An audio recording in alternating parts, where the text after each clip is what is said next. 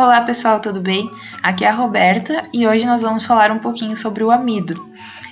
Fizemos 2 experimentos, então, utilizando o iodo como indicador do amido, tá? O primeiro experimento, utilizamos amido de milho para construir uma curva de calibração e, posteriormente, então, a quantificação do amido em farinha integral. E o outro também foi utilizando o arroz. Antes de nós passarmos, então, para a parte dos experimentos, eu gostaria de fazer uma breve introdução sobre o amido, porque ele tem características químicas e físicas únicas e aspectos nutricionais que o diferenciam, então, de todos os outros carboidratos. Ele vai ser a energia predominante e a substância de reserva alimentar nas plantas superiores, além de que fornece 70% a 80% das calorias consumidas pelos humanos no mundo todo. Além disso, os amidos comerciais, eles são obtidos então a partir de sementes de grãos de cereais, como milho, trigo, arroz, tubérculos e também raízes.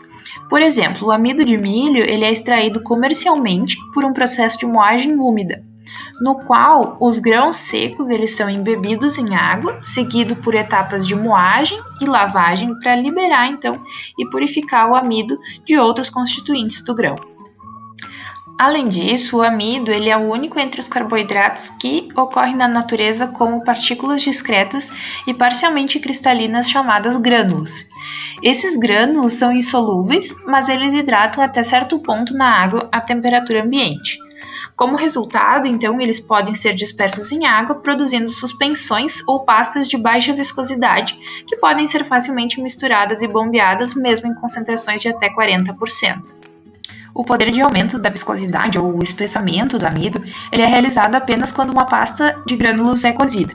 O aquecimento, então, de uma pasta de 5% da maioria dos grânulos de amido não modificados a cerca de 80 graus Celsius, com uma agitação, produz uma dispersão de viscosidade muito alta que é chamada de pasta. Uma segunda característica única é que a maioria dos grânulos de amido é composta por uma mistura de 2 polímeros. Um polissacarídeo essencialmente linear, que é denominado amilose, e um polissacarídeo altamente ramificado, denominado amilopectina. A estrutura do amido em si é uma hélice firmemente enrolada que é estabilizada por ligações de hidrogênio entre as cadeias. Como vocês podem ver na representação logo acima, a amilose ela é formada por unidades de glicose unidas por ligações glicosídicas alfa 1 e 4, originando então essa cadeia linear, enquanto a amilopectina é formada por unidades de glicose unidas em alfa 1 e 4 e alfa 1 a 6, formando então essa estrutura ramificada logo abaixo. Além disso, a amilose, que não é ramificada, tem a estrutura regular o suficiente para permitir a cristalização, além de que o centro da hélice tem precisamente as dimensões corretas para acomodar íons complexos de iodo, formando então um complexo azul intenso. Esse complexo pode ser visto aqui nessa imagem, onde no meio então nós temos os complexos de iodo. Dessa forma, essa interação do iodo com a amilose é a base de um teste qualitativo comum para a determinação, para a observação da presença da amilose em alimentos, por exemplo, e que foi o teste qualitativo que nós utilizamos nos 2 experimentos que nós vamos conversar logo mais. Nesse primeiro experimento, nós trabalhamos no desenvolvimento de uma curva de calibração e quantificação do amido em uma amostra de farinha integral. Basicamente, utilizamos então amido de milho para construir essa curva de calibração e fizemos depois então uma comparação através do teste de iodo para verificar a quantidade de amido presente na amostra de farinha integral. Bom, dando início então ao preparo da curva analítica, a primeira coisa que nós fizemos foi a preparação de uma solução estoque, ou seja, a partir dela que nós construímos os demais pontos da curva de calibração. Essa solução estoque de amido de milho em água tinha uma concentração de 5 gramas por litro, ou seja, foram utilizados 5 gramas de amido de milho em 1.000 ml de água. A partir então dessa solução estoque de 5 gramas por litro, foi preparada a curva de calibração, tá? Com 5 pontos, sendo eles então nas concentrações de 1, 2, 3, 4 e 5 gramas por litro. As soluções elas foram preparadas conforme essa tabela, ou seja, no ponto da curva 1, com concentração de 1 grama por litro, foram utilizados 20 ml de solução estoque e 80 de água. No ponto 2, então, de concentração 2 gramas por litro, nós utilizamos 40 ml de solução estoque com 60 ml de água. No ponto de concentração 3 gramas por litro, 60 ml de solução estoque e 40 de água. No ponto 4, 80 de solução estoque e 20 de água. E no último ponto, como ele tem a mesma concentração da solução estoque, não foi utilizada nenhuma diluição, só 100 ml. Nesses 5 pontos da curva de calibração, foi adicionado aproximadamente 0,5 ml de solução de iodo 2%. Nesse caso, como o experimento foi realizado em casa, ele foi realizado utilizando tintura de iodo, a qual é facilmente encontrada em farmácias, facilitando então o experimento. Além dos 5 pontos da curva de calibração, foi também preparado um branco, para se ter como referência, o qual continha 100 ml de água da torneira e a mesma quantidade de iodo que foi adicionada nos pontos da curva de calibração. Aqui nós podemos visualizar, então, a curva de calibração através da coloração do complexo de iodo com a amilose. Devido, então, às diferentes concentrações de amido utilizado nesses pontos da curva de calibração, nós temos colorações diferentes, ou seja, quanto mais amido disponível para interagir com o iodo, mais escuro ele ficou, ou seja, era o ponto de maior concentração, que no caso aqui foi o de 5 gramas por litro, enquanto o primeiro ponto onde tinha pouco amido disponível, ele está bem mais clarinho. Como eu já comentei anteriormente, a amostra utilizada foi a farinha de trigo integral. Para isso, então, foi preparada uma solução concentrada dessa amostra, utilizando 5 gramas de farinha e dissolvendo em 1.000 ml de água. Inicialmente, esses grânulos de farinha não dissolveram muito bem. Para isso, então, que nós temos 2 amostras aqui nesse caso, porque ela foi batida no liquidificador. Depois, então, que essa amostra foi completamente dissolvida, ela foi diluída da mesma forma que o ponto 3 da curva de calibração. Ou seja, foram utilizados 60 ml de amostra concentrada e diluído com 40 ml de água. E depois, então, se adicionou a mesma quantidade de iodo na amostra, assim como na curva de calibração, ou seja, 0,5 ml de solução de tintura de iodo. A diluição foi feita dessa forma igual ao ponto 3 da curva, porque a ideia é que a concentração da amostra esteja normalmente no meio da curva para que se tenha uma melhor quantificação, digamos assim, apesar de um teste qualitativo, visual, né? Como conclusão desse experimento, nós podemos perceber que não há como quantificar exatamente quanto de amido há na amostra de farinha integral. Mas, através da coloração da curva de calibração e da amostra, se supõe que ela tem uma concentração aproximada com o primeiro e segundo ponto da curva de calibração, ou seja, aproximadamente 1,5 gramas por litro. Vamos passar então para o segundo experimento? Nesse segundo experimento, nós fizemos uma observação da presença do amido em arroz, utilizando também o iodo como um marcador.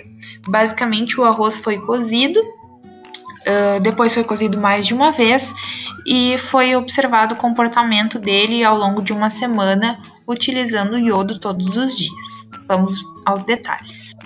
Esse experimento foi realizado utilizando os seguintes materiais: 25 gramas de arroz cru, 150 ml de água, 2 copos de vidro transparente, uma tigela de vidro transparente, a solução de tintura de iodo na concentração de 2% e o forno micro-ondas para o cozimento do arroz. Dando início ao experimento, então, se pesou 25 gramas de arroz cru em um copo de vidro, transparente nesse caso, e se fez uma marcação, então, no vidro, indicando essa quantidade de arroz cru. Nesses 25 gramas de arroz cru, foram adicionados 50 ml de água e foi deixado em repouso por aproximadamente 30 minutos. Após esses 30 minutos, foi pego então um pouco desse sobrenadante da água e feito o teste do iodo. Após isso, então, esse arroz ele foi transferido para uma tigela de vidro transparente, juntamente com 50 ml de água, para ser cozido no forno micro-ondas. Depois de cozido, quando ele já estava macio e sem água residual, então no copo, esse arroz foi novamente transferido para o copo e pesado, e se fez então uma nova marcação no copo indicando o volume atingido do arroz. Após isso, então, se retirou metade do arroz cozido do copo e se adicionou o dobro da quantia de arroz cozido de água. E se levou novamente esse arroz para o forno micro-ondas até que toda a água fosse absorvida. Depois de cozido pela segunda vez esse arroz, se prepararam duas situações com o arroz cru cozido uma vez e cozido duas vezes. Ou seja, no prato 1, nós tínhamos uma porção de arroz cru, outra de arroz cozido uma única vez e outra de arroz que já estava passado do ponto de cozimento, ou seja, que foi cozido duas vezes. Nessas 3 porções se adicionou a mesma quantidade de solução de tintura de iodo, 2%, ou seja, aproximadamente 2 gotas. Da mesma forma, foram preparadas mais 3 porções iguais às anteriores. Porém, nessas 3 porções não foi adicionado iodo. Esse prato, contendo as 6 porções de arroz, sendo 3 delas com iodo e as demais sem, foi coberto com plástico filme e deixado em local à temperatura ambiente. No prato 2 se fez exatamente a mesma coisa que o prato 1, porém esse prato 2 ele foi deixado sem nenhuma proteção e o primeiro prato foi coberto então com plástico filme. Passando para os primeiros resultados, como se pode observar nessa foto logo à esquerda, nós temos o arroz com 50 ml de água, o qual foi deixado em repouso por aproximadamente 30 minutos e resultou em um arroz levemente hidratado e a água turva, o que indica a presença de amido, e foi também observada então essa presença de amido com o teste de iodo nesse vídeo logo ao lado. Após aquele primeiro cozimento dos 25 gramas de arroz com 50 ml de água, pode-se observar que o arroz absorveu bastante água. Nesse caso, o peso passou um pouco mais que o dobro do inicial, ou seja, de 25 gramas dele cru, passou para 52 gramas depois de cozido. Na segunda etapa de cozimento, onde metade do arroz inicial foi reservado e adicionado mais água, pôde-se observar que o arroz já não absorveu mais tanta água quanto no primeiro cozimento, sendo que o seu peso passou então de 25 gramas para 37 gramas. E logo que foi separada as porções de arroz nos 2 pratos e de se adicionar iodo, já se pôde observar algumas alterações, como se pode ver nessa foto. Ou seja, quanto mais cozido o arroz, mais escuro ele ficou com a adição do iodo. Ou seja, ao ser cozido, ocorre um processo chamado de gelatinização do amido. Ou seja, nessa gelatinização do amido ocorre um desdobramento de estruturas que estão em dupla hélice, devido então ao rompimento das ligações de hidrogênio que estabilizam as cadeias de amido dentro dos grãos. Dessa forma, se os grânulos de amido forem submetidos a maiores quantidades de água e aquecimento, vai resultar em um inchaço desses grãos, lixiviação de componentes solúveis, além de uma eventual ruptura total dos grânulos, resultando em uma pasta de amido. Ou seja, o aumento de volume e a ruptura dos grânulos produzem uma pasta bastante viscosa, que consiste em uma fase contínua de amilose, que é solubilizada, ou de moléculas de amilopectina, e uma fase descontínua de restos de grânulos. A dispersão molecular completa não é alcançada. exceto talvez sob condições de alta temperatura, alto cisalhamento e excesso de água, ou seja, condições muito raras ou que nunca são encontradas na preparação de produtos alimentícios. Em condições normais de processamento de alimentos, os grânulos de amido eles incham rapidamente a um ponto irreversível, ou seja, além do alcançado no momento da gelatinização. Essas moléculas de água elas entram entre as cadeias, quebram as ligações entre elas e estabelecem camadas de hidratação ao redor das moléculas separadas, como o que está ocorrendo nesta imagem. Essas camadas de hidratação elas plastificam as cadeias de modo que se tornem mais separadas e solvatadas. E a entrada de grandes quantidades de água faz com que os grânulos inchem várias vezes o seu tamanho original. Por exemplo, quando uma suspensão de amido é suavemente agitada e aquecida, os grânulos absorvem água até que grande parte dessa água seja absorvida por eles, forçando-os a inchar, pressionando então uns contra os outros e enchendo o recipiente com uma pasta de amido altamente viscosa, com a maior parte da água dentro dos grânulos inchados. Essa pasta de amido ela tem uma viscosidade como a de um pudim, porque a maior parte do espaço é composta por grânulos inchados, que se movem uns pelos outros com grande dificuldade. E esses grânulos altamente inchados de amido, eles são facilmente quebrados por agitação, resultando em uma diminuição da viscosidade. Ou seja, à medida que os grânulos de amido aumentam de volume, as moléculas de amilose hidratadas vão se difundir através dessa massa para a fase externa, o qual é um fenômeno responsável por alguns aspectos do comportamento dessa pasta de amido. Passando então para as primeiras observações dos dois pratos, com 6 porções de arroz. Nesse primeiro prato, o qual estava coberto com plástico filme, se pôde perceber que no primeiro dia o tamanho do arroz o arroz cozido no caso, ainda estava grande. A mesma coisa foi observada no prato que estava sem nenhuma proteção, estava completamente aberto. Também se pôde observar que o tamanho do arroz cozido ainda estava aumentado. Já no terceiro dia de observação, se pôde perceber que o tamanho dos grãos de arroz eles foram diminuindo um pouquinho em ambos os casos, tanto no prato sem nenhuma proteção, como no prato que estava coberto com plástico filme. No último dia de observação, se pôde perceber que o tamanho dos grãos de arroz eles foram diminuindo de tamanho em ambos os casos, seja coberto com plástico filme ou não. Foram perdendo a água do cozimento. Bem, como conclusão desse segundo experimento, se pôde observar a quebra das ligações presentes no arroz ao ser cozido, ocasionando a chamada gelatinização.